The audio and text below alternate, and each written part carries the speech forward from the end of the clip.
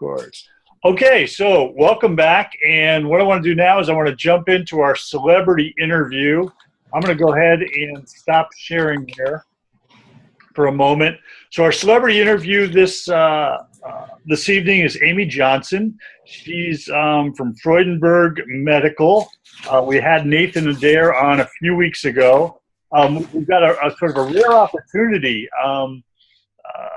Amy's just a little bit ahead of you guys. She got 9 months experience in lean, but she's got a neat job. She's the assistant growth manager for Freudenberg at one of their facilities. I'll let her tell you a little bit about that. Growth is an acronym that Freudenberg uses, and I'll also let you tell her tell you about that acronym a little bit. But Amy's main experience is in medical products, and I think she just got out of a Kaizen event today, so that's kind of interesting. So with that, Amy Johnson, welcome to our little class here. Thank you. So hello, everyone. My name's Amy Johnson, and I recently started. I'm the assistant growth manager at our Baldwin Park facility, which is in LA area in California. And previously to that, I was an engineer at our Carpinteria facility where Nathan Adair was. I received my Lean Systems Green Belt within Freudenberg Medical in June, so a couple months ago. And so I'm just really new in Lean and Six Sigma processing. So it's exciting. Lots of stuff that I'm still learning and understanding. But well, one thing. Go ahead.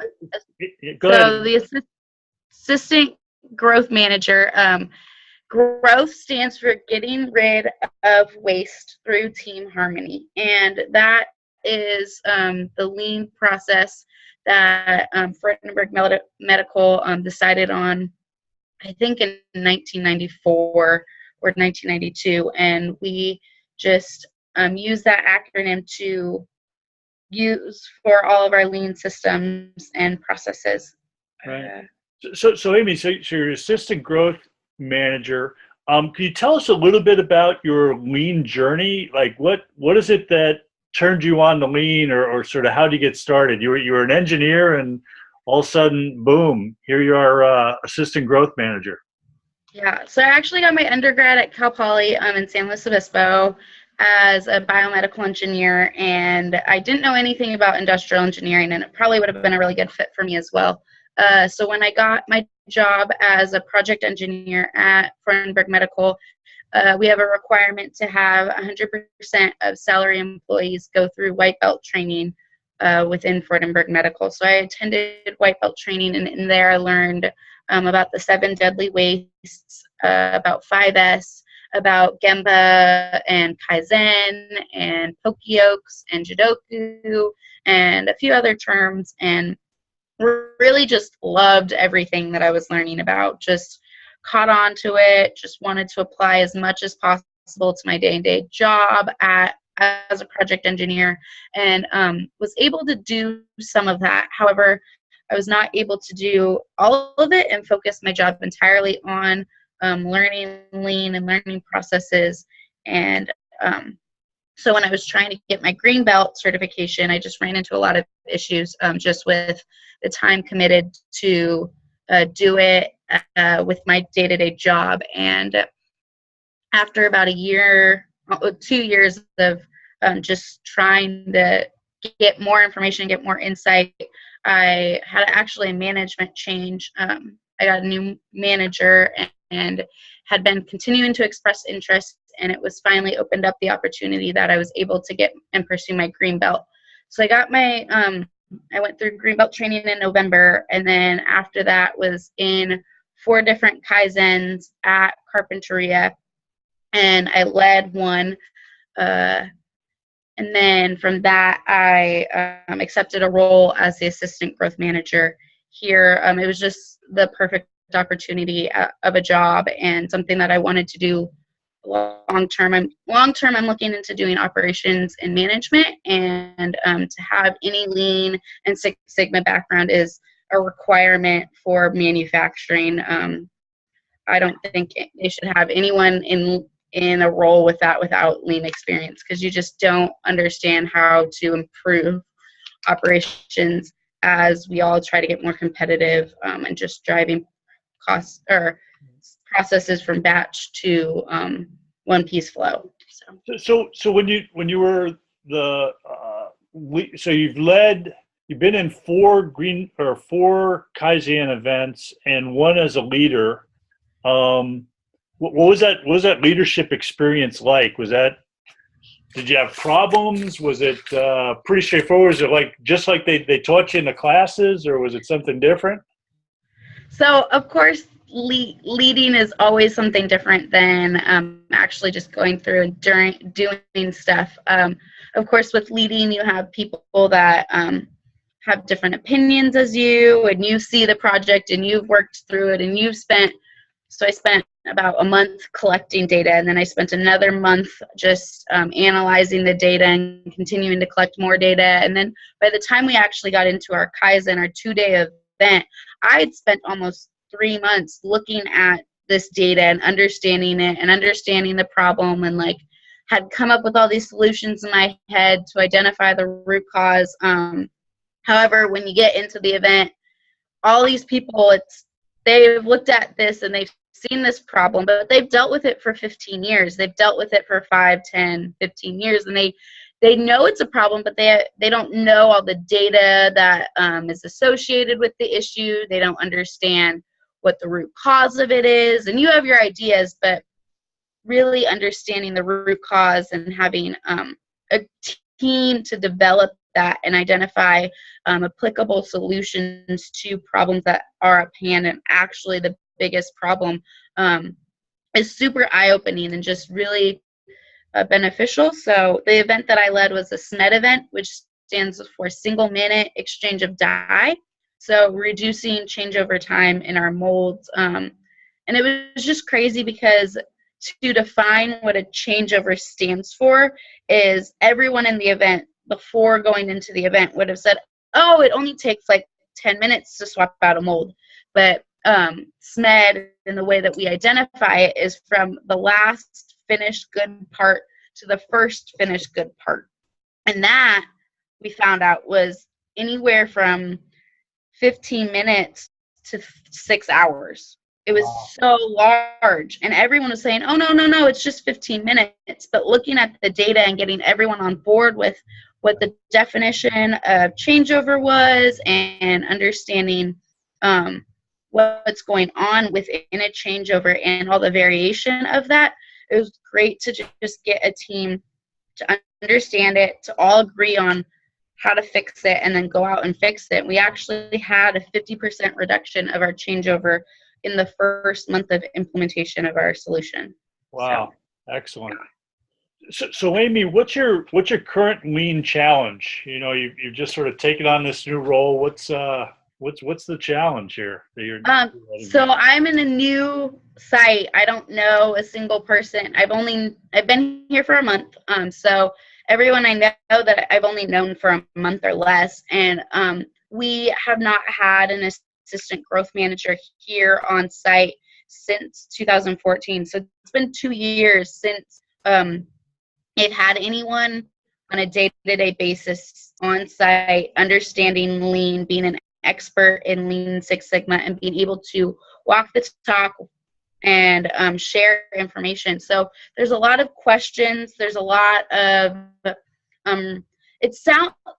everyone says there's a lot of resistance, but when you go and talk to people, everyone is super open to it. It's just difficult to implement something because people don't like to change. So right now, I would say the biggest issue that I'm seeing is the company culture, and just ensuring that people understand what we're here to do, what things we are going to be changing, how to change it, how their job's going to be affected, why they should change it, why it's good to do the change, and all of that, just with a new person and a new process and lean, which isn't a straightforward cookie cutter solution every time. Right. Wow. So Amy, I know you're a little young in your lean journey here, but maybe you could share with us what do you think your greatest lean success is, or maybe what your greatest lean failure is. Sounds like that SMED experience was pretty good, but and besides from success or failure, what did you learn? Yeah. So I would say my greatest success in lean was my SMED event. So the single minute exchange of die, when we cut down change over 50% and then was able to implement that on, we implemented it on 3 pieces of equipment to start just as a pilot, and was able to implement it throughout the whole company or the whole manufacturing floor. And that just had a huge success. And the thing that I learned from that was just getting all the detail and letting people explain what their problems were and their frustrations were. We made so much of an impact and so much effort from asking the people, like, what causes changeover to take so long from you? Why does it take sometimes 15 minutes and sometimes 6 hours to go from part 1 to part 2? And just getting in that detail and listening for the frustration and having people document the frustration and then categorizing it into categories and then finding solutions that can fix those category problems was just eye-opening to see how the solution that we implemented was a SMED table. So we had a table there which just was like a prep table. So the person put the mold, all the documentation, all the material, and anything else really that they needed for that changeover on that table. And then, so when they went to go do a changeover, they weren't looking for tools, they weren't looking for the mold, they weren't looking for documentation, they just went and did it.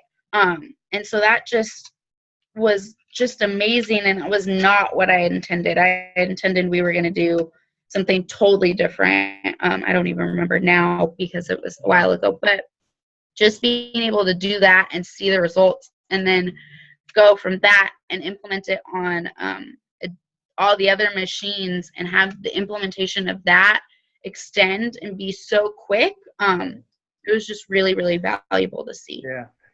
Amy, listening to you, I pulled up, sort of 2 really sort of key things that I've always sort of appreciated about this is, one is that, yeah, you're going to improve things for the company. You're going to improve some process like this changeover process, but you're also at the same time improving the lives of employees, right?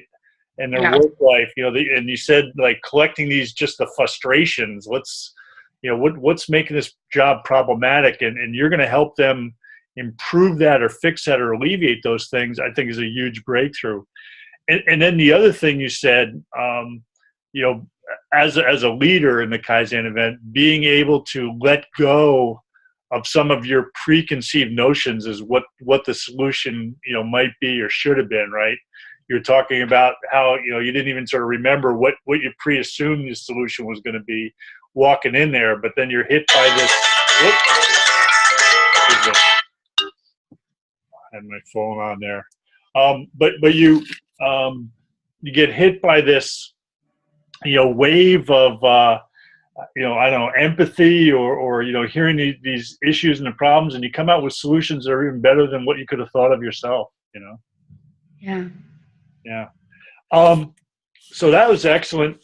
So Amy, one thing we ask in these interviews is, what's your favorite tool or what's your favorite go-to tool? So in your experience so far, is there one tool that you tend to gravitate towards in these Kaizen events, or the one you've seen that you think is more effective than others? Yeah. So I would say I have one tool that I like to use when I'm collecting data, and then one tool I like to use when doing Kaizens. One tool I like to use when I collect data is time observation sheets.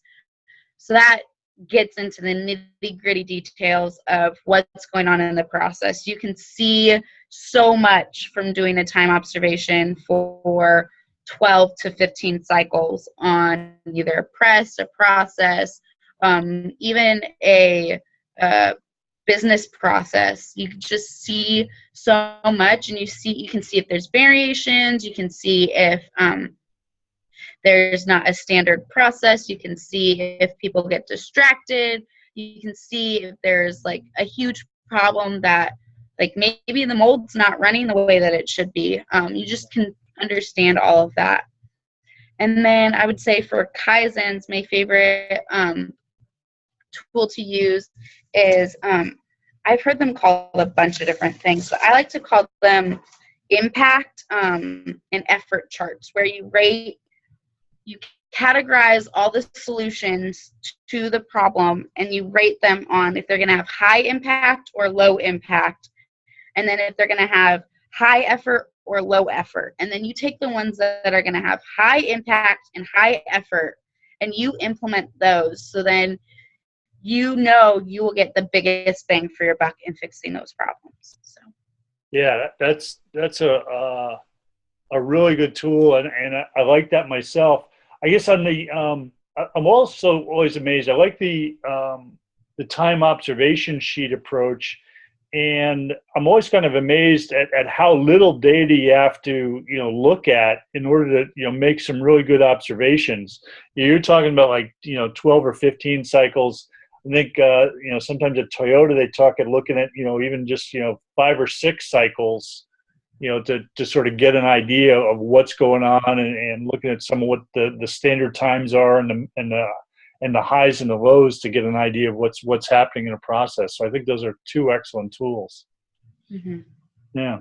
So what Amy, at this point, what I want to do is maybe open up to the class to see if they have any questions that they want to ask you.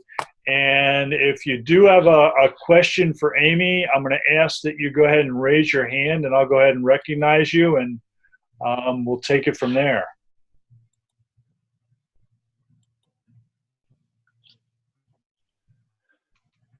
Yeah, I always think that in the beginning of these things, we ought to be practicing hand raising just so that everybody knows how to do that really effectively.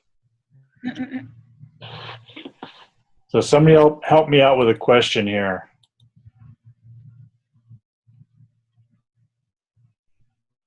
Well, I'm gonna start out and give our students a chance to think a little bit. But Amy, what at Freudenberg, or sort of with respect to your career or your path, like what's the next step? So is there a growth manager at your facility, or is there just an assistant, or are you looking for a job? Or I'm it.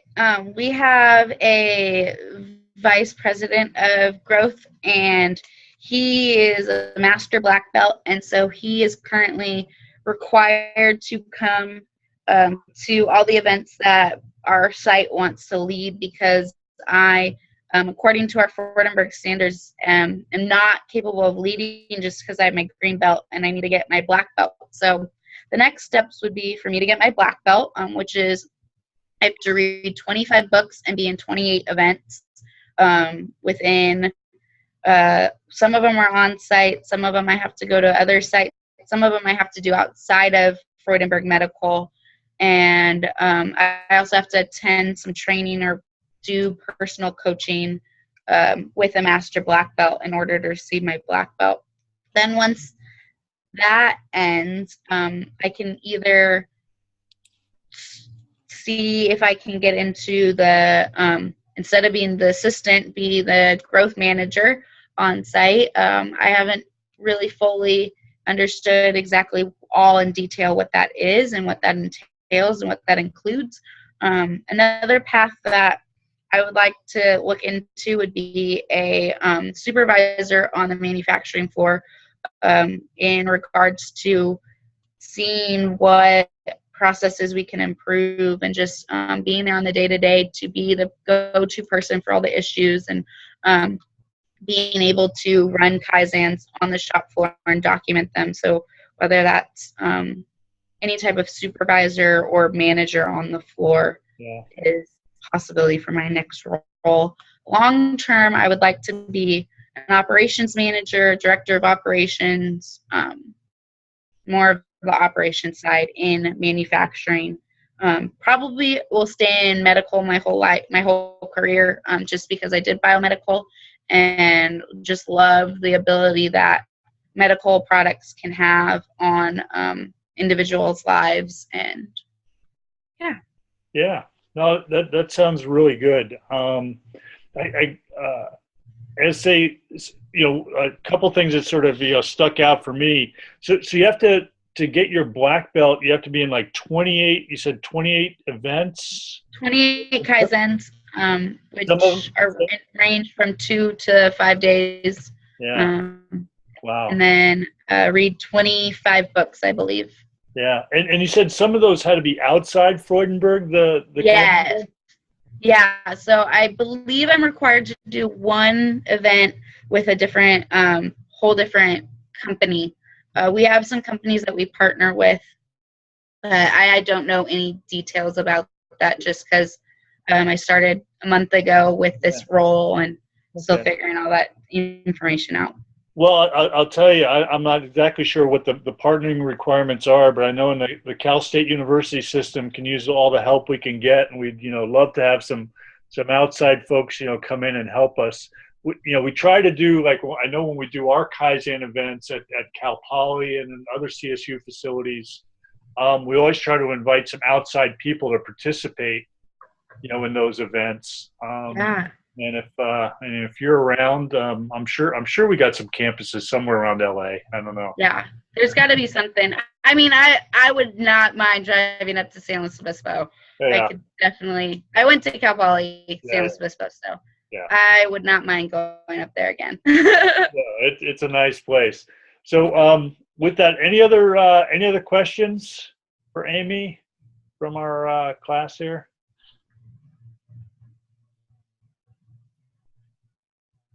Guys are letting me down. Somebody's got to take one for the team. I got 2 participants would raise hands, and I guess I wasn't looking in the right place. So I guess I need training in where to look for participants. Judy, so let's go with you first. What's your question?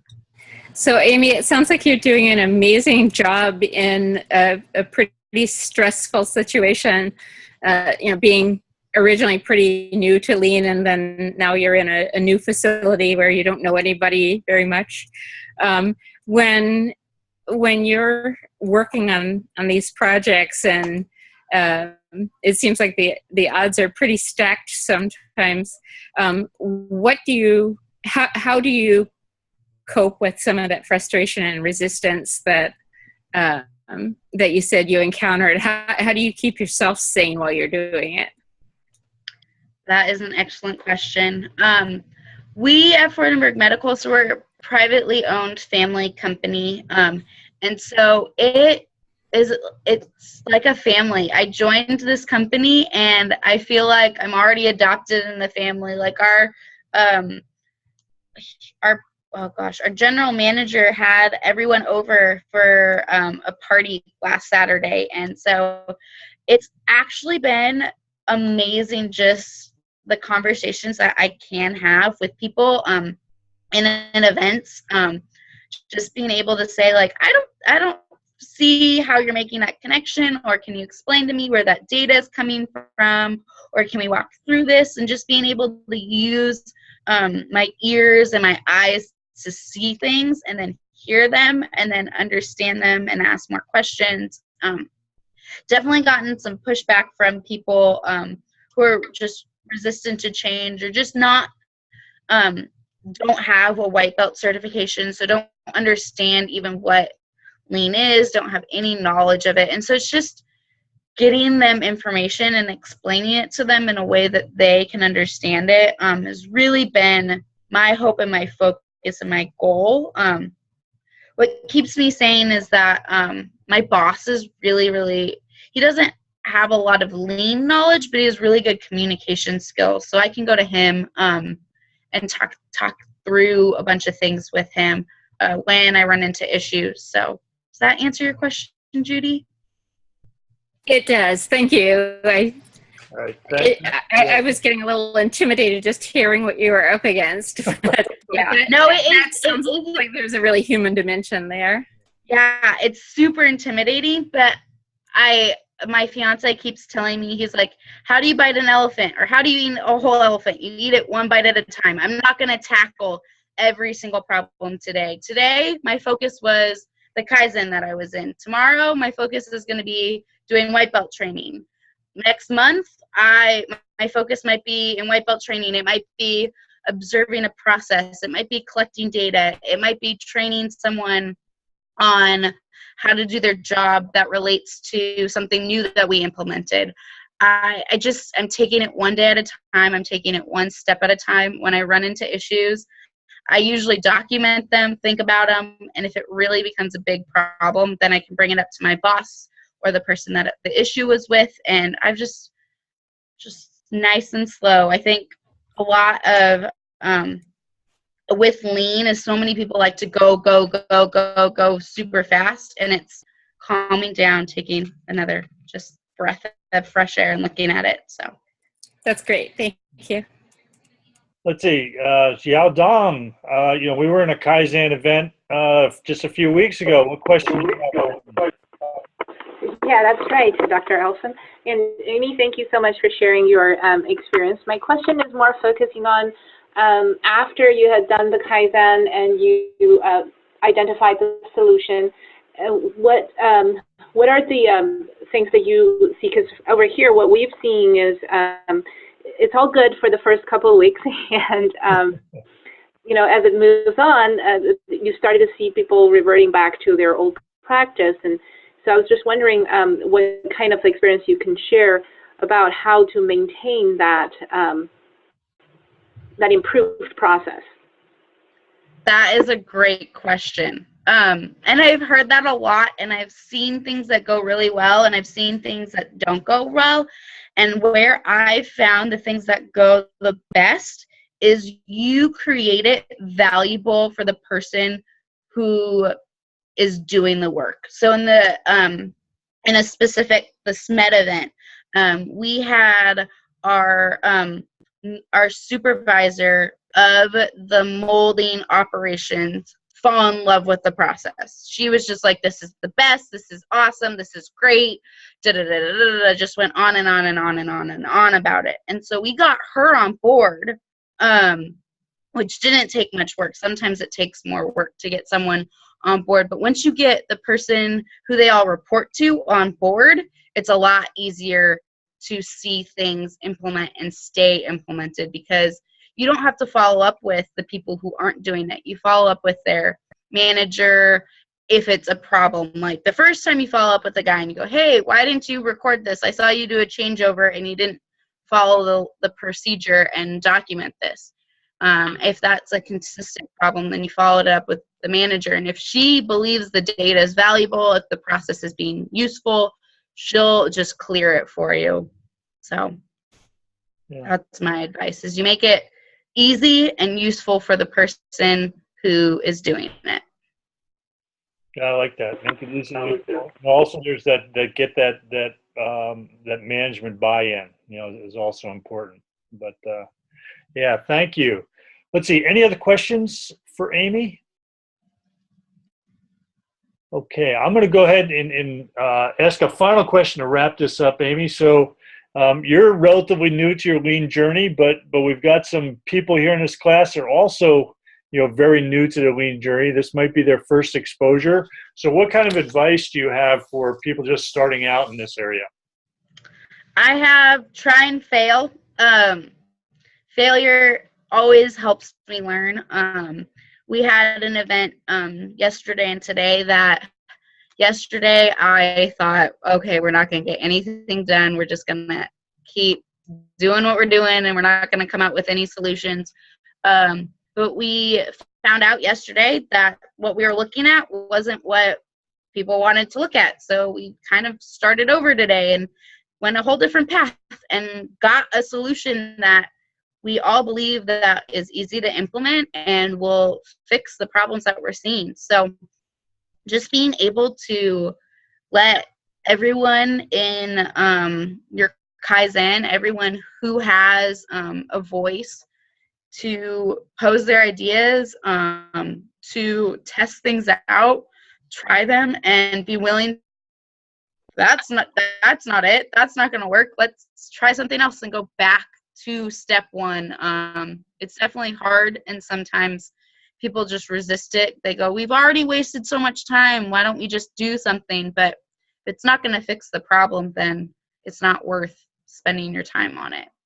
Right. So that's my advice. Okay, good. Well, excellent advice, and I really appreciate that. Well, Amy, thank you so much for taking time out of your day and spending the evening with us talking about lean and your experiences. And hopefully, we'll get to connect up sometime in the future again. Thank you. Yeah. Definitely reach out to me if you have any needs or help or whatever. And yeah, myself and Nathan and Dare are always free and willing to help you guys out. So. Well, thank you for being my youngest celebrity so far, or at least my youngest on the journey so far. I really appreciate it. All right, take care. Thank you. Take care. Bye, guys. All right. So what I'm going to do now is I'm going to go ahead and turn back into my screen share. And I'm going to go ahead and turn off my recording so we break up this once again.